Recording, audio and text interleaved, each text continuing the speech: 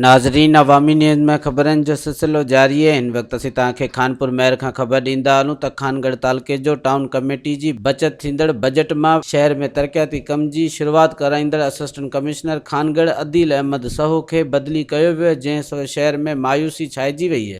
Actually त मां AC office में मूंखे तक़रीबन 10 महीना थी विया मां पंहिंजी हिते मां सर्व कयो आहे तालुके खे। ऐं ॿियो इहो त एडमिनिस्ट्रेशन जी चार्ज लाइ मूंखे 4 महीना थी विया, तक़रीबन सेप्टेम्बर में असां चार्ज रिज़्यूम कई, 4 महीना थी विया।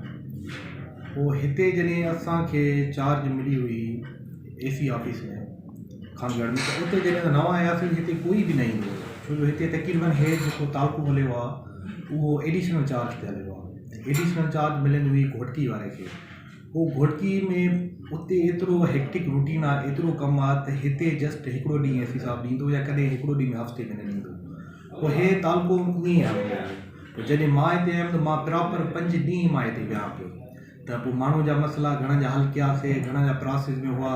ऐं आवाम खे उमेदु जारी एसी साहब मिले थो ईज़ी एक्सेस, हिकिड़ी उमेदु हूंदी आहे आवाम खे, जो एसी साहब सां मिलिया साईं हे इशू आहे, पोइ कंहिंजा हल थिया कंहिंजा न बि थिया, पर हिकिड़ी उनखे उमेदु हुई। पोइ हिते सॼो स्टाफ जेको वर्क हुयो तपेदारनि जो सॼो मतिलबु हिकिड़ो सिस्टमिक वे सां असांखे कमु कयोसीं एसी ऑफिस में।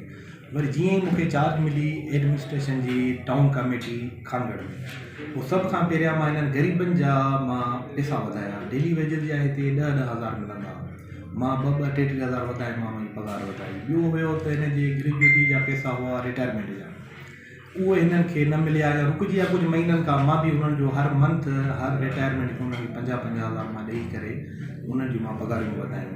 उन सां गॾु कुझु डेवलपमेंट जा वर्क हुआ जेको मां पंहिंजे तालुके में करणु चाहियां पियो।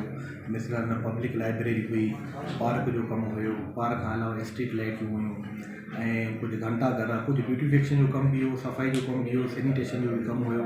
अञा कुझु प्लान हुआ ॿिया बि जेको असां अॻिते कयूं आहे, पर अॼु त मुंहिंजी ट्रांसफ़र थी वई।